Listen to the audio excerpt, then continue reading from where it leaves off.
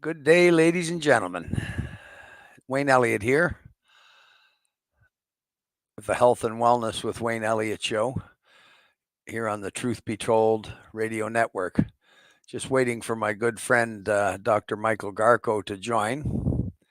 And my pleasure to be back with you again. I have to apologize for the reruns now and then. That's all my fault. It's all on me. I've just been traveling, and I hate to say this, but just too busy to be diligent about this, and we're not going to let that happen anymore. Dr. Garko will be on here whether I am or not, and here he is. There he is, my old friend, Dr. Michael Garko. Wayne, hi, Wayne. Nice to see you. Great to Good see to you. see you. It's good to see you. Yeah. I was just telling the folks that apologizing for the several reruns, and that that's on me, not you. That's for sure, and that you will be here weekly without fail, where I have failed sometimes, and I hope to join you as much as possible, uh, Doc. Dr. Garko. Oops.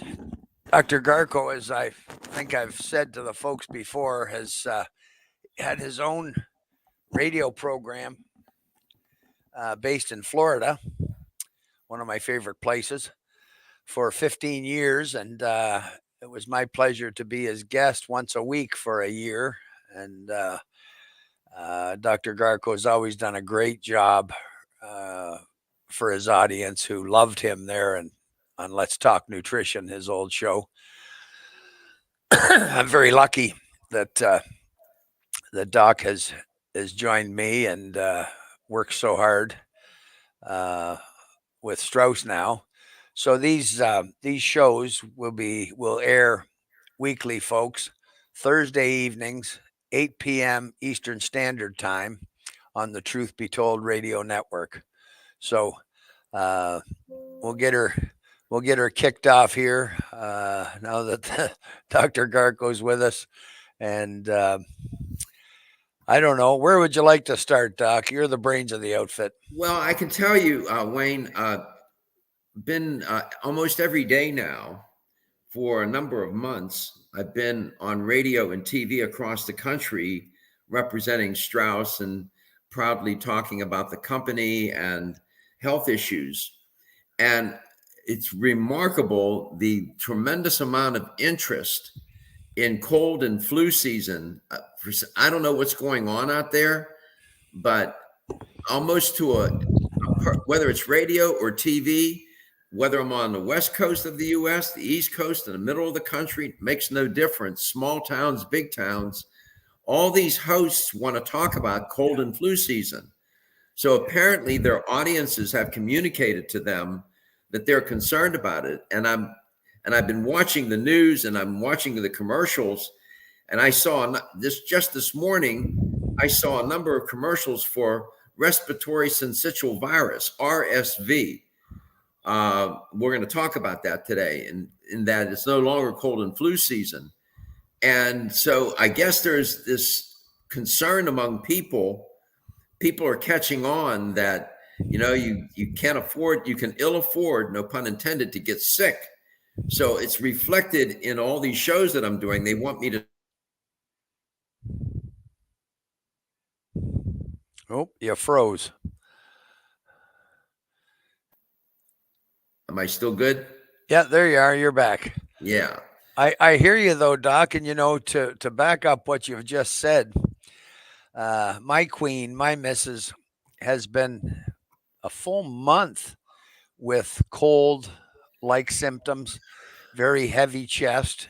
She had terrible headaches there for the first couple of weeks, and it's kind of reminding me, Doc, of fall of 2019 when I got COVID before anybody heard the word COVID or the pandemic was really announced. uh, a couple of months before it was. And I recall then on so many shows, people calling in to say that they or their missus or their wife or their husband had gotten this flu, and then they got it, and it's been a son of a gun to get rid of it. It was hanging on with people for a month. But I think now it goes further than that, Doc. And you know me, I'm a pretty real guy. I deal in reality. And what I have come to believe is that since COVID and the isolation, the financial pressures on many folks, losing jobs, uh, if they didn't get vaccinated, some people got ill, what some pharmacists have called vaccine sickness. And whether or not a person took the vaccine, uh, what I do believe is, we are social creatures. People were kept from Mhm. getting with their families, getting with their friends, getting with their usual lives.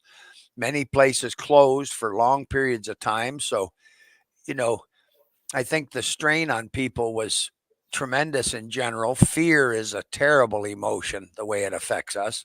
And Yep. there was certainly lots of fear, but I really think that collectively and in general, our immune systems got weaker over Mhm. that 2 to 3 years. And for all those reasons, I do believe that we got weaker. We're not meant to wear masks or be isolated or Mhm. away from everything we do and love.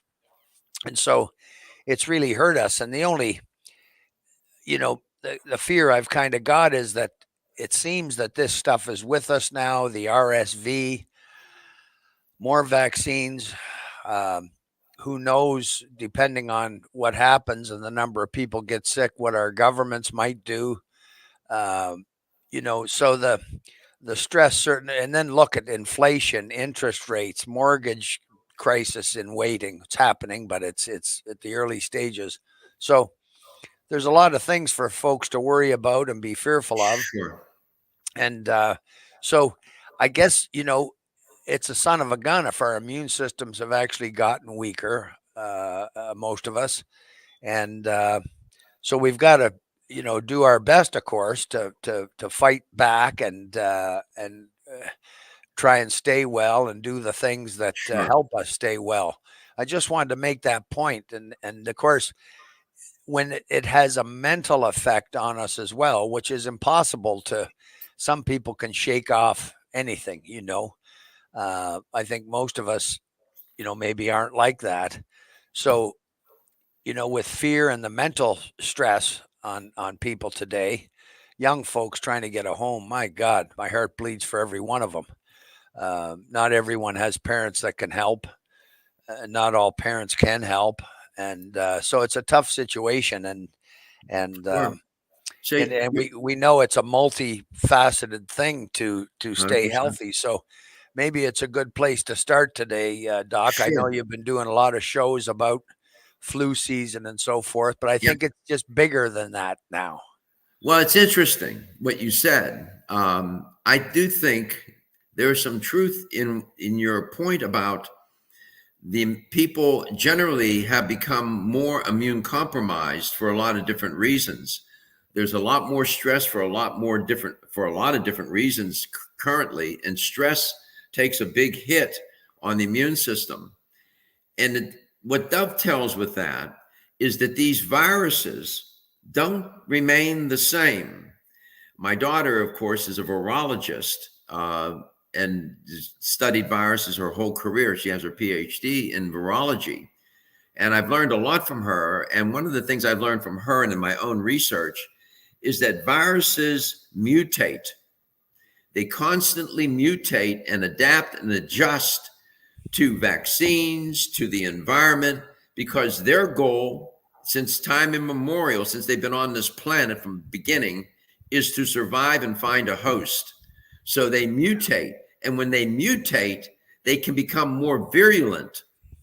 And that's why every year, for example, like the CDC or in Health Canada or wherever vaccines are being made, the scientists are trying to figure out what rendition of the vaccine to make for that virus for influenza for the coming year based on how they think it's going to mutate.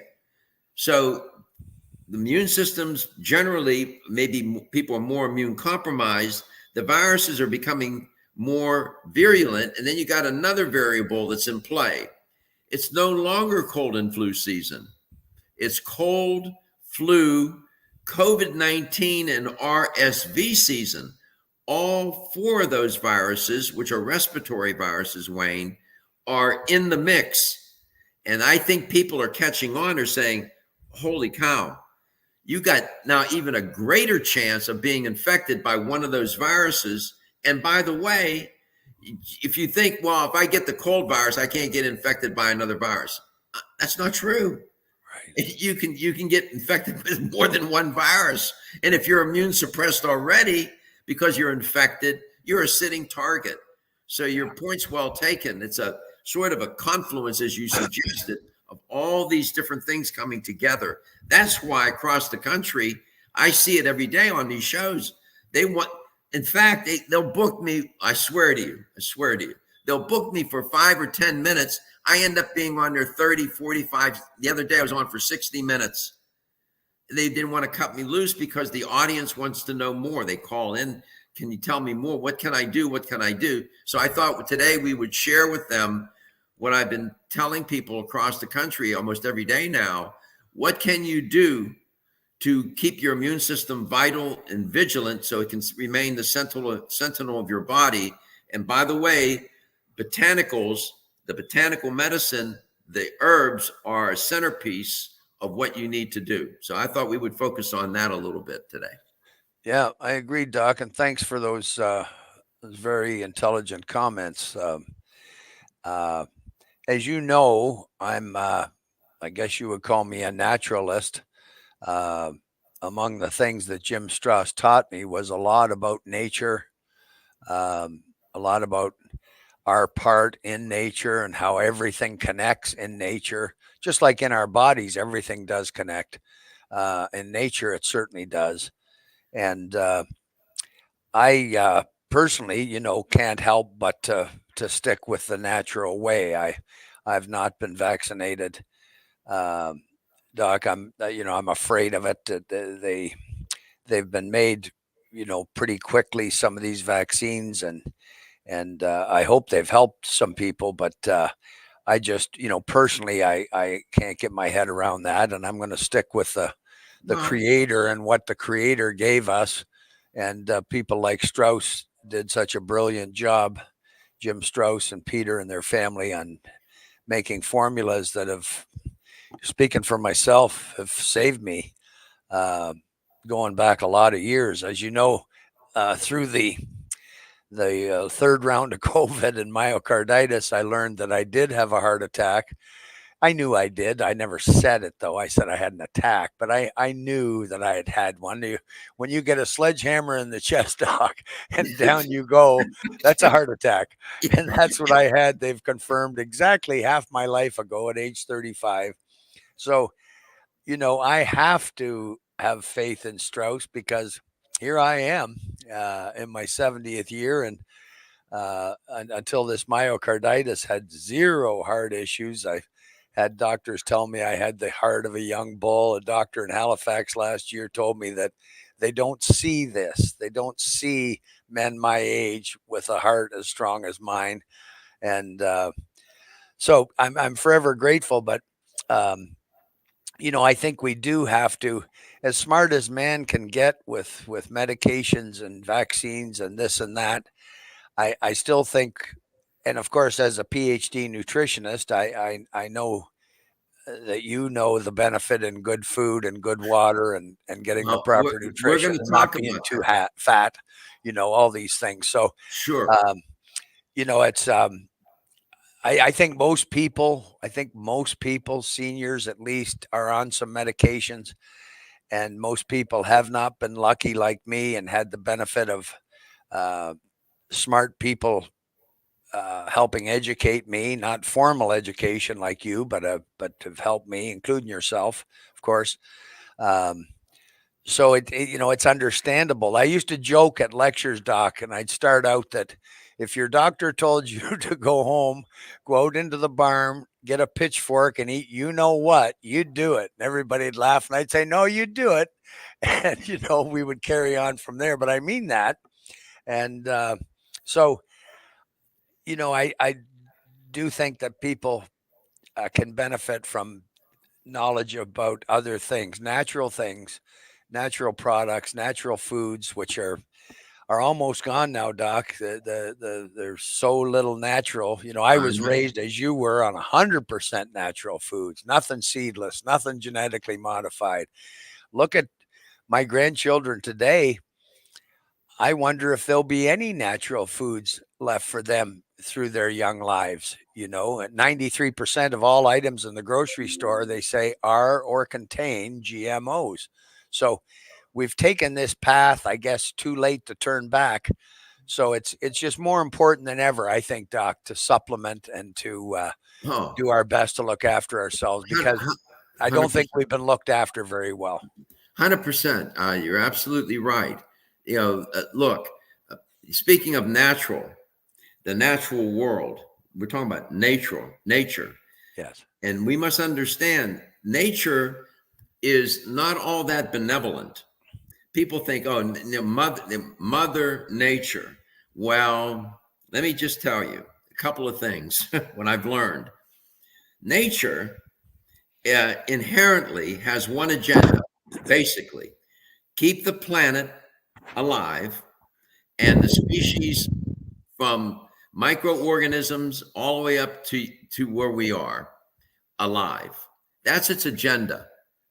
And it is not so benevolent either, in that in the natural world, there are these pathogenic microorganisms. They are part of the natural environment, viruses, bacteria, and you go down that list of pathogenic microorganisms. Why? Because they are part of nature's agenda, and we are what? A host. So we don't think of ourselves that way, but that's what these viruses are looking for, is a host. That's why we're such an infectious target for these pathogenic microorganisms. So that's part of the natural world. Ironically, nature's agenda is to have the species like humans propagate early and often, raise the offspring, and then move you out of the way. I told you many times, and I've shared with you many times, in the year 1900, average life expectancy, Wayne, was only about 47, 45 years old. That was it. And people, you could expect to live on average maybe 47 years. Now we're living in the US, average age is about, life expectancy is about 78.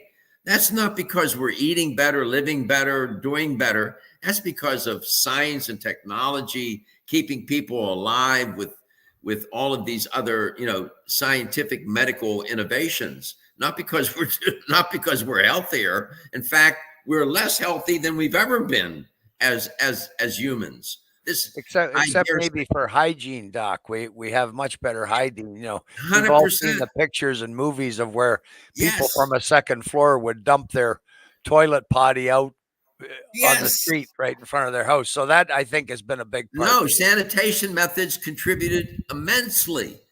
And when we figured out infectious diseases, that contributed to living longer. So you have that natural world. That's the paradox.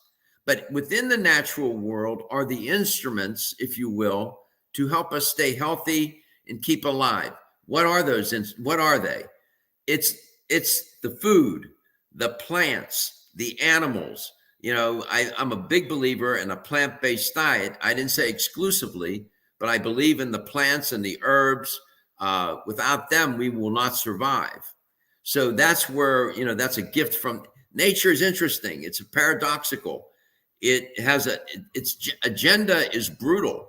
I mean, the planet will survive.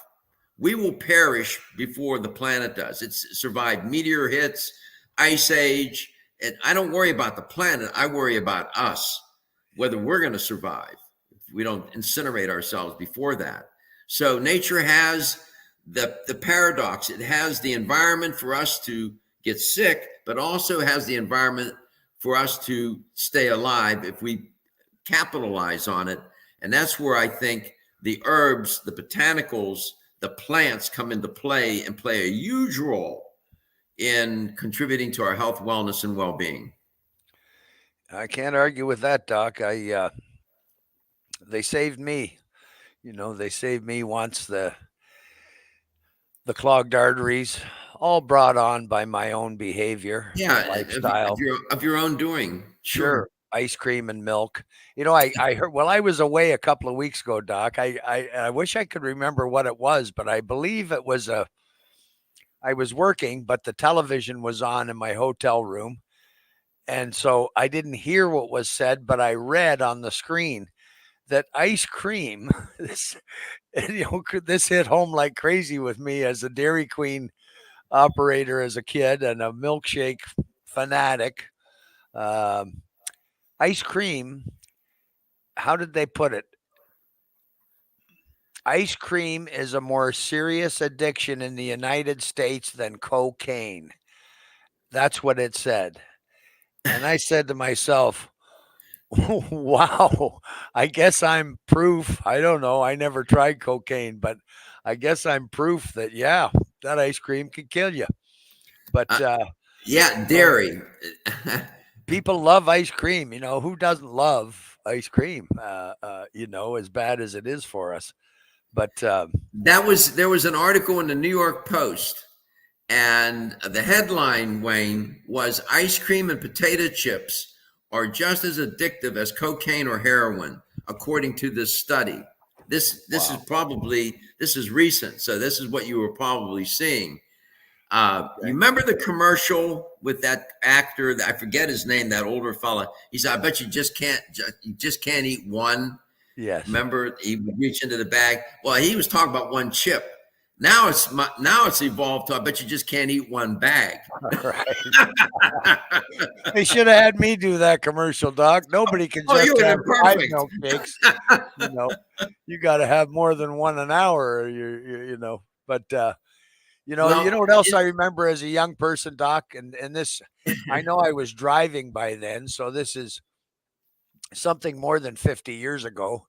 But billboards all over the place said, "Drink a pint of milk a day. Nature's nearly perfect food." that's a I'll bunch of always baloney. remember that, and I sure did. A pint. Jeez, I I inhaled pints. I haven't, Wayne. When I was a kid, my mom, the milkman. I'm dating myself, but the milkman, the Metagold milkman, used to Yeah. deliver the milk and put it in a box so to keep it cool. We drank milk like nobody's business. I I don't have no memory of drinking a glass of milk other than in my child. I've stayed away from it. I don't eat much dairy, cheese once in a while. But to the point that you made about this being addictive, in this study, this is a new study.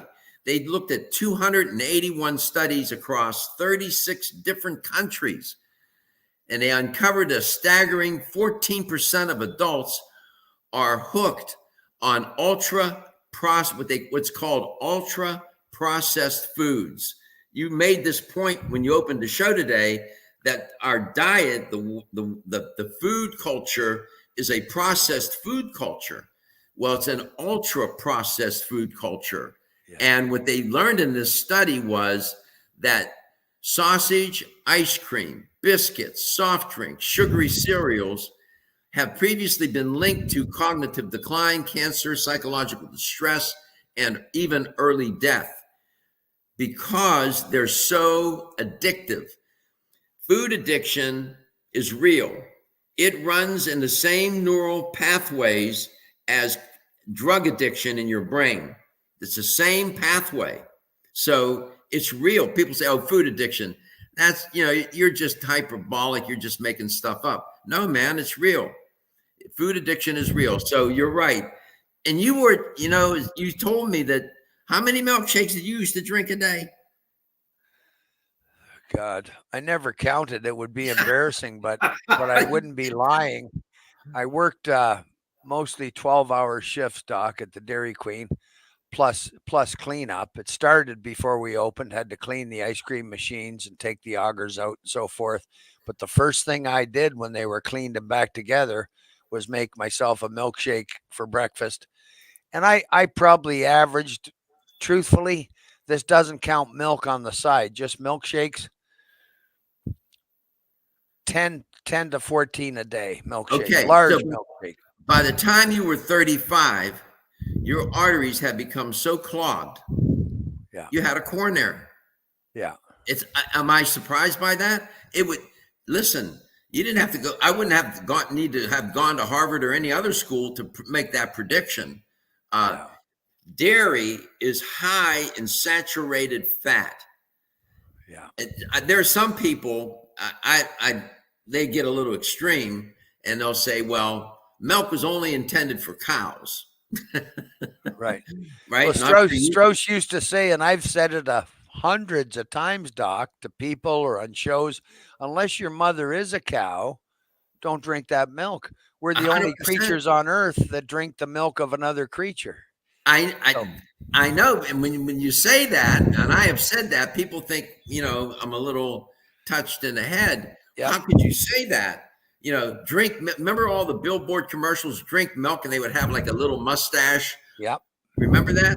Yep. That campaign did more to contribute to heart disease than they couldn't have tried any harder. I mean, it was a perfect campaign for heart disease. Yeah. And people say, how can that be? How can that be? It's biology, man. It's nutrition. So high fat diets and this, like you talked about, this ultra processed food diet that our children are consuming. We're raising children, Wayne, generations of young people. We have children 10, 12, 13 years old on high blood pressure, anti-cholesterol medications with the early beginnings of heart disease. They're obese. We have an obesity epidemic among youngsters. 25%, 27% of children are overweight or obese. About 17% are obese. We're raising children with adult diseases. Yes. They have diabetes. They have obesity. They have high blood pressure. It's shameful what we're doing. It's shameful.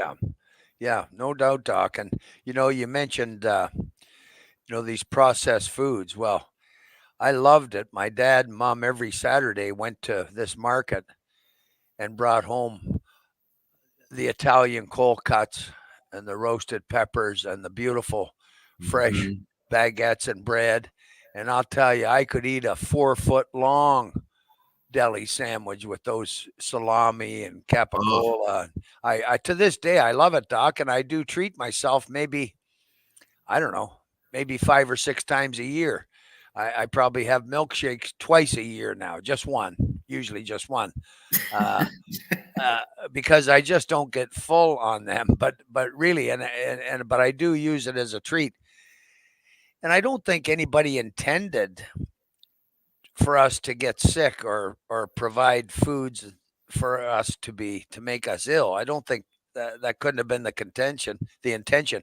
People have been drinking milk for a long time. When we added all this salt and sugar to things, it sure didn't help us. But you mentioned another word a few minutes ago, Doc, and that was cheese, another dairy product. I one time saw this show. I forget what the show was about. They had a lady on there, obviously a cheese lover, and they brought out on stage after the commercial break how much cheese she would have eaten in her life so far. Doc, it was wooden skids piled with it. It was a mind blower. But then again, if you added up how much milk I drank, whether just milk or in milkshakes, you'd need a few tanker trucks. I'll tell you that. I drank more than any cow. I'm telling you. So and you suffered for it. Your cardiovascular system took a huge hit, and it affected you. And fortunately, somehow fate being kind to you, you met Jim Strauss, and he introduced you to the world of natural health and botanical medicine, and got you on a road that was very, very different. You were a candidate for that. You were willing to listen. Most people don't listen. Wayne, I have a clinical practice, nutrition practice. It is difficult. people show up, they're 40, 50, 60 years old and say, help me. And I try to help them, but they can't even help themselves because they're so habituated and addicted to one thing or another, foods and beverages. And this addiction to food is real because, and I don't want to get too technical, but eating these ultra processed foods and drinks, Excuse me. they create a rush of dopamine. Yeah. Dopamine makes you feel wonderful. But the problem is, after a while, the dopamine level drops off and you go into a funk. You know, you start to crave that food. You like that rush. So you're building this addiction, and it happens incrementally, little by little by little by little. Next thing you know, you can't live without those foods. I'm telling you, there are people walk into Dunkin' Donuts, eat a dozen of donuts. It's no big deal. That it's an addiction. That's not normal. No. It's not normal. Listen, Doc, I was one of them. Well, you talk about who can eat just one. I could never eat less than a pound of chocolate covered almonds. There And you if go. there's a second pound there, I'd eat it. So I get it. I get it. And, I guess, as you point out, addiction can really mess with any willpower that one might have. And I was never big on willpower, but I'll tell you something else, Doc, that I believed uh, since learning what I've learned over the last 30 years. It's kind of amazing, to me. And had I not been an athlete, and so to this day, my greatest joy in life is to throw something back and forth. It can be a deflated ball. I don't care what it is. It was always, since I could walk, throwing. I was a quarterback and I was a pitcher later in life. And I'll tell you, I believe that my heart was very strong. I mean, since I was a kid, I was out 12 hours a day, and it was always sports, baseball, football, anything, kicking, throwing. When I had that heart attack at 35 that knocked me down, took my sight away for I don't know how long. I just saw white. I remember that. No pain when my sight came back and I got up off the ground. It's amazing to me. I lasted 7 years doing nothing until I found Strauss. I didn't change a thing, Doc. I got my heaviest that I was. I smoked. I drank. Jesus. I made milkshakes every night for my sons. We had milkshakes every night. You tell me these stories and you share them with the audience, and I listen, and I'm thinking, how in the hell are you even sitting here now? I mean, you given. I'm to your point again. There's a documentary. It was made a long time ago, and it was about Mickey Mantle. I can tell your audience, Mickey Mantle was a genetic freak. God gifted that man with such a genetic inheritance. His body was amazing. His athletic ability was amazing. People marveled at what a physical specimen he was. Well, to learn a lesson here, if you watch it, the documentary is difficult to watch because toward the end of his life, what happened to him? He drank, he smoked. When he played for the Yankees, they would go out the night before. They'd be up all night drinking. They'd walk into to go play the game. They'd be sitting there ready, and they'd have a bottle of beer in their hand, waiting to go out onto the field. Right. He smoked and drank up all night, ate terribly. Well, little by little, and this is where I keep saying nutrition is the driving force and lifestyle. His body started to break down. By the time toward the end of his life, he was a mere shell of himself. Yeah. He squandered that genetic gift that he was given. He was a tremendous athlete, tremendous. Baseball players would marvel. Athletes generally would marvel at his talent and his physical prowess. But his knees started to go. Then one thing and another, and to the next. and then he couldn't play anymore. He ended up, I think, with liver transplants. And he Okay. says towards the end of the documentary that if he had to do it over again, he would have never drank. The Yeah. alcohol destroyed him. But of course, he You know, didn't sleep right. He smoked, but he was an alcoholic, I'll and tell he you was something, Doc. addicted. The luckiest thing in my life, I mean this, I've seen alcoholism, I've seen it close to me, work and everything else, some family. And the luckiest thing in my life was that I always hated the taste of every type and flavor of alcohol. I Well, drank when I was a kid because that's what you do, and I hated every mouthful, but the buzz was fun and laughing and scratching. Uh, I just don't drink, but I'm so grateful that I hate the taste. Beer, wine, hard liquor, all of it. All thank I God. get this backlash of alcohol. But to talk about people that are lucky, I in Canada, you have much better sports in the States. You even have professional coaches in high school, but in Canada, playing minor baseball, the biggest tournament in the country was the Leaside tournament in Toronto. And the top, I forget, 16, 20 teams in the country were picked to compete in the Leaside tournament, and all the pro scouts were there. So my catcher, Vinny, and I love him. He caught me for 9 years since cherub kids.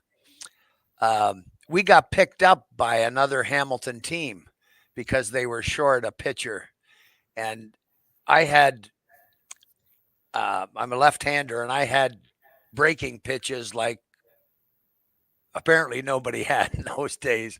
Drops and drop curves. There was never a left-handed batter that ever hit one of my pitches. That was the best. I was a left-handed pitcher. So this day we go to the Leaside tournament, me and Vince, with this other team from Hamilton. And it was in the middle of the baseball season. And my coach said to me and Vinny and to their coach, Wayne pitches one game. That's it, one game. Now, God should strike me dead if this isn't all true, Doc. But so here we go with this other team called Inch Park. And in the first game, I relieve. I go in as relief pitcher. There were 7 inning games until the championship. That was a 9 inning game. So anyway, I relieved for a couple of innings. I was very strong. I started the second game, pitched the 7 innings. The team won. So that's 9 or 10 innings. The third game, I relieved in the fourth or fifth inning. We finished that game. Now, I love this other coach for this because in the final game, they were playing their star pitcher. Name was Bernie Arbor. They named a stadium in Hamilton after his dad, who started the whole police minor leagues. And they let me play first base, which was the position I played when I wasn't pitching. I was left handed, you see. The umpire says, play ball, and young Bernie falls down on the mound. He falls down, and everybody rushes out, and the doctor comes out. Bernie has the measles. So the coach looks at me and, can I go another game? Well, you bet. And so Vinny had to catch me. So that day, this is the truth, Doc. That day, he and I pitched 21 innings. Oh, We lost on an error in the 11th inning of the championship game. Uh, no hits, 1 run, 1 error. We lost 1-0. I pitched 21 innings. We struck out 42 batters that day. And the next week, the New York Mets made an offer to my dad and his. We were age 16, and both our dads turned it down. But so I've always been lucky, or yeah. I think that heart attack would have killed me at 35. Oftentimes, the first heart attack kills a person, especially a younger person, which is always seems strange to me that older fellas can oftentimes survive. And when we're younger, we usually don't. I really don't get that. But Yeah, I it's think that one would have killed me, or my behavior after that attack would have killed me had I not been as strong as I was when I was young. well, I can, given what your history, your medical history and your just general history, your diet, was one that was a cardiogenic diet. Little did you know that that started as a child. This happens to a lot of, this is happening to children now. And by the time you were 35, your arteries were so clogged that you had the heart attack. There are three, I'll just make one more point about this food addiction, then share with the audience some of the tips that I think they could consider in trying to keep their immune system healthy. Salt, sugar, and fat. These are very highly palatable foods. And like addictive drugs, these highly palatable triggers, salt, sugar, and fat, they create these feel-good chemicals in the brain, one of which I mentioned is dopamine. And once you experience that pleasure, this increased dopamine transmission in your brain's reward pathway from eating these foods, you quickly need to eat it again. That's what food addiction in a nutshell is. Yeah. How do you know if you have food addiction? Here are some of the classic signs. You keep eating certain foods even if you're no longer hungry. 2, you eat to the point of feeling ill. 3, you worry about not eating certain types of food or worry about cutting down on certain types of foods. And 4, when certain foods aren't available, you go out of your way to obtain them. If you have, and there's other signs and symptoms, but those are classic signs of food addiction, and it's real. So if you think you suffer from food addiction, you need to find a good psychologist, but a good registered dietitian or nutritionist who's credentialed can be very helpful. So I just wanted to make that point. This is not science fiction. You are a testament. I mean, you realized yourself that you were addicted to these foods, but so how do you keep that immune system? And by the way, these foods take a devastating toll. I mean, devastating toll on the immune system and just compromise it left and right. So what are the things that people can do real quick? Diet. Eat a diet that's more plant-based. Because why? It has the polyphenols, the antioxidants. I didn't say eliminate meat, but major plants, fruits, and vegetables. Trust me, it works. Hydration, underrated, Wayne. Drinking ample water ensures that your immune system will function better. By the way, the body's about 60% water, which is about the same amount of water that's on a planet, interestingly enough. And so the hydration supports the immune system because it supports blood volume. Your bloodstream, as you always mention, transports fluid, nutrients, and important communication signals to organs. The blood plasma is what? 90% water. Yeah. Lymphatic system. Be well hydrated for a functioning lymphatic system to help support your immune system. The lymphatic system relies on a clear colorless fluid called lymph, which is made up of 90% water. And histamine. Histamine is that chemical that causes all the uncomfortable signs and symptoms associated with allergies and having a cold, coughing, sneezing. Being hydrated helps moderate that histamine in different kinds of ways. And in sleep and rest, when you sleep, that's when your immune system helps reconstitute itself. Learn how to manage stress. Go on YouTube.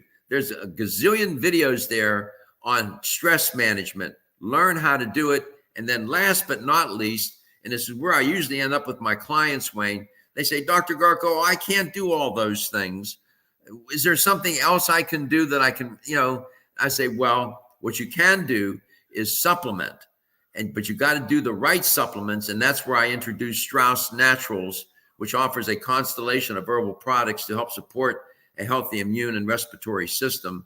And that's where we are right at this moment. I can tell you more about these products as you well know them. Immune Support, Cold Storm, Travel Bug, and Smooth Oregano Drops. Yeah. We should mention that they can get you should tell them about the 10% discount. Yeah. Coupon code. If you go to Strauss Naturals, STRAUSS naturals.com, the coupon code is the word truth for 10% savings off any order. Money's tight for everyone today. I always hope and pray, Doc, that people will give it to themselves because of what it's done for me and for my mom and dad and so many other players, football players, friends, customers. But back to what you were saying, Doc, which is always there's always pearls in what you say, jewels in what you say.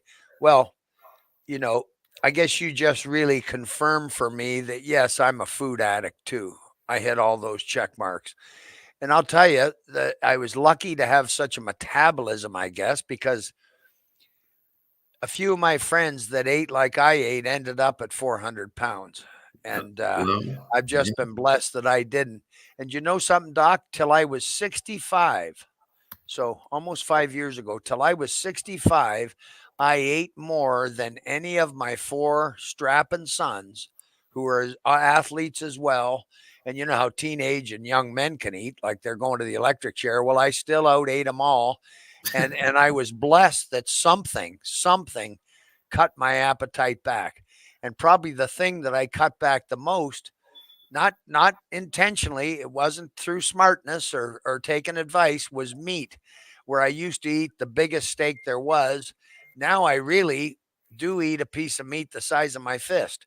But when I get something that I love, I'm like a dog. I'll eat till, oh geez, I've done it again, yeah, and we should mention that when you go to bed full, your heart has to keep working hard, your digestive system.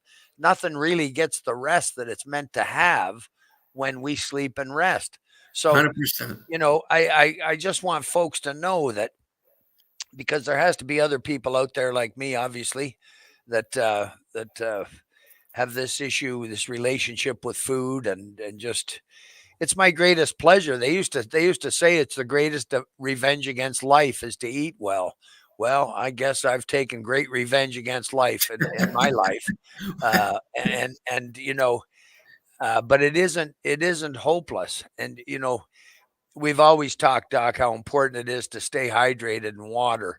And I drink water when I don't want to drink it. When I'm not thirsty, I'll force it in the evening. It's not a big deal, obviously. Uh, but because it is that important. And sometimes I try and do it so that I don't eat something I shouldn't eat at 11 o'clock or midnight. So at least I have a conscience. One thing the learnings and great men like you and Jim Strauss have taught me is that I have a conscience about it at least.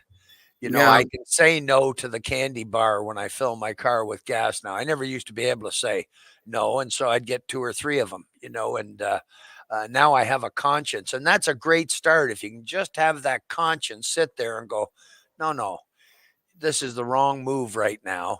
yeah. And I get it with people if they have low willpower, because I'm a top of that list too. Um, Well, so it's a job to keep ourselves well. It really is. yeah, you're not all these things that you describe and share, all these features of what humans can have part of their of themselves and part of their life are not uncommon. So, if nothing else during this cold and flu season, you want to keep your immune system vital. You got these COVID-19, RSV, influenza, and the rhinovirus, cold viruses, all respiratory based viruses infecting people. This is going to be a tough winter. So I would urge people, I would beseech you to go to straussnaturals.com. Take a look at the immune support drops. The medicinal ingredients in there are myrrh, golden seal, cayenne, and vitamin C. All of those compounds, those botanicals have been, and the vitamin C have been known to support the immune system. The travel bug, the medicinal ingredients there, Allium sativum, that's his garlic bulb, uh, zingberry officinale, which is fresh ginger root. Both of those known to support the immune system. Cold storm, it has glycerin, cherry juice, natural mint flavor, tastes delicious. It really is great. It has garlic in it, garlic bulb, again, supports the immune system. And then the smooth oregano, of course, It's the Turkish oregano leaf essential oil. All supports the immune system. You can take them individually, Wayne, or you can take them in combination. If you're traveling during this holiday season, take the travel bug, perhaps, and the immune support together. I'm telling, and if you get sick, you can still take them. It'll help moderate the symptoms a little bit, Yeah, and you tend to recover a little quicker. So your immune system is a temperamental system. It works for you, but it can work against you. So you want to make it, I use a military metaphor. It's a sentinel. It needs to stay on duty. If it yeah, goes AWOL and walks off duty, you're a sitting target, yeah. and anybody can get sick. I don't care how healthy you think you are. These viruses will find a way to infect you. And Absolutely, Doc. I mean, you can. There's nothing stopping us if a person's diabetic. There's nothing stopping you from also getting cancer, or high blood pressure, or anything else. So you're bang on with that. Another point on the water, Doc. Uh, I noticed through COVID when it really hit my respiratory, myocarditis sure did. Um, but even if you just have a cold, that water is so important.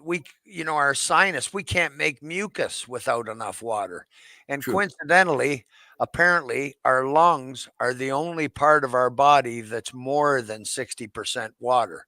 So it makes That's sense. true. And every time I've suffered with some of these things, bronchitis or whatever it was, if I deprived myself of enough water, it was worse.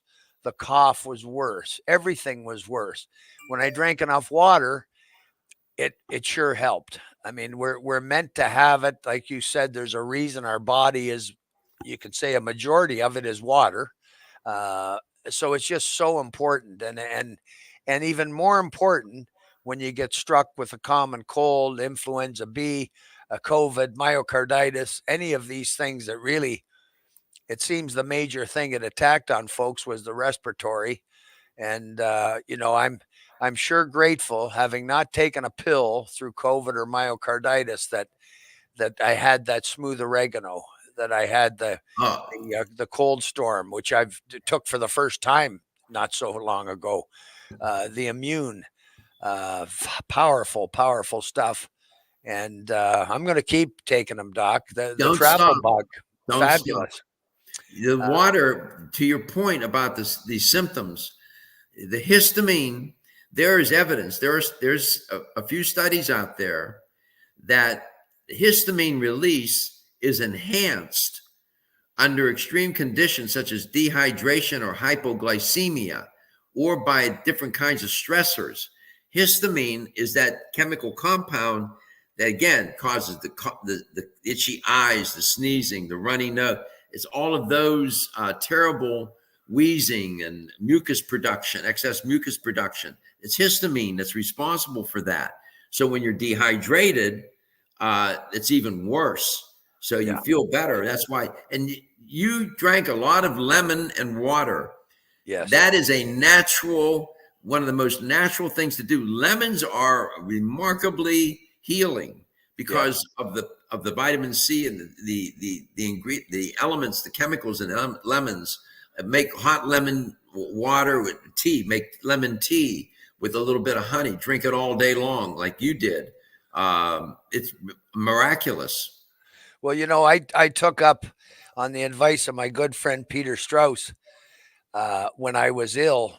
You know, he told me to drink a quart of pure lemon juice a day There you for a go. few days, and then do what he does now, and that's drink about a quart a week. So once or twice a day in a large tumbler of water, I'll put 2 or 3 ounces of pure lemon juice in it. I could drink it straight. I really can. I'm Wow. not used to it over the years, but you bet it's beneficial. And I'm glad you brought that up, Doc. I've always come to believe that it's up there in the top 5, but it certainly is one of the most important medicinal herbs that we have. The lemon is, and I just believe that with all my heart.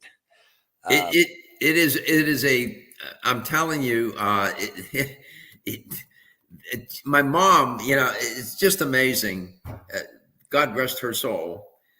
Hardly a grade school education, an Italian immigrant, smartest woman I've ever known in my life, and changed my whole life.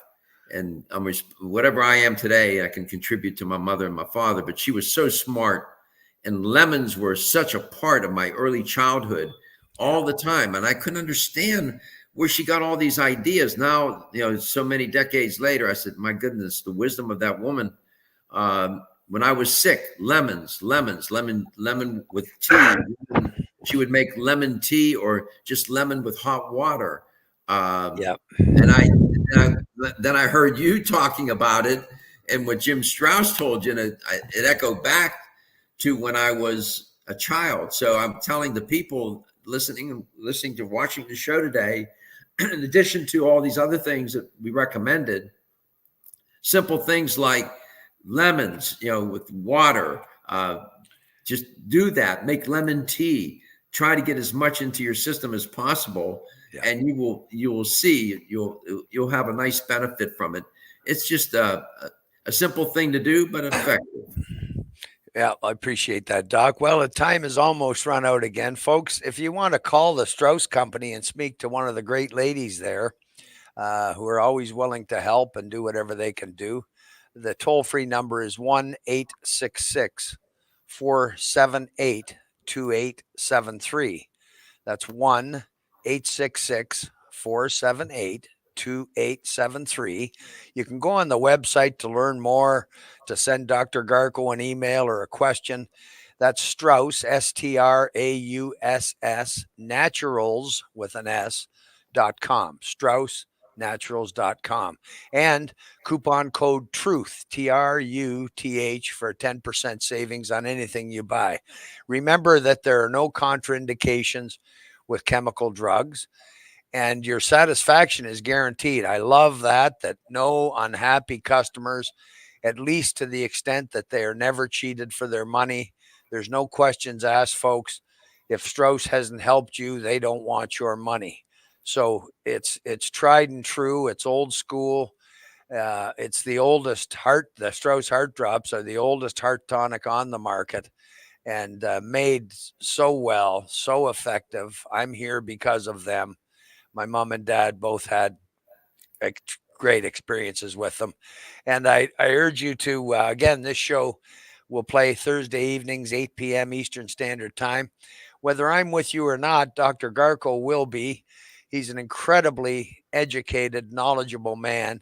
And if you have here's what I know about the doc. If you have a question that he cannot answer off the top of his head, he will find out the answer and get the truth to you, and so that you have all the ammunition that you need.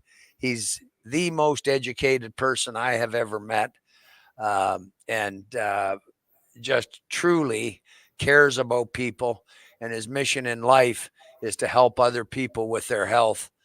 And he's just a wonderful person. You can trust him, uh, and everything he says. He's just a wealth of knowledge. So Dr. Garko will be on all the time, and hopefully I'm on with him a fair bit of the time. Thank you for joining us today. Thanks again, Dr. Garko. My pleasure. You're just the greatest, and Well, you're I kind. appreciate you. I Oh, I appreciate you so appreciate you, much. Wayne. So thank you, folks. Thanks for joining us, and please listen in. Uh, Dr. Garko is a wealth of knowledge, and if you have questions, go on the website. You can ask the doc your question. And he'll never, like me, he'll never be cavalier with your health. It's far too important and far too precious for any of that nonsense. Um, and you'll always get the truth from Dr. Garko and from me. So God bless everyone. Stay well until the next time, and we'll be back with you then. Thanks again, and take good care, folks. Let's see if this is working right for me. Okay.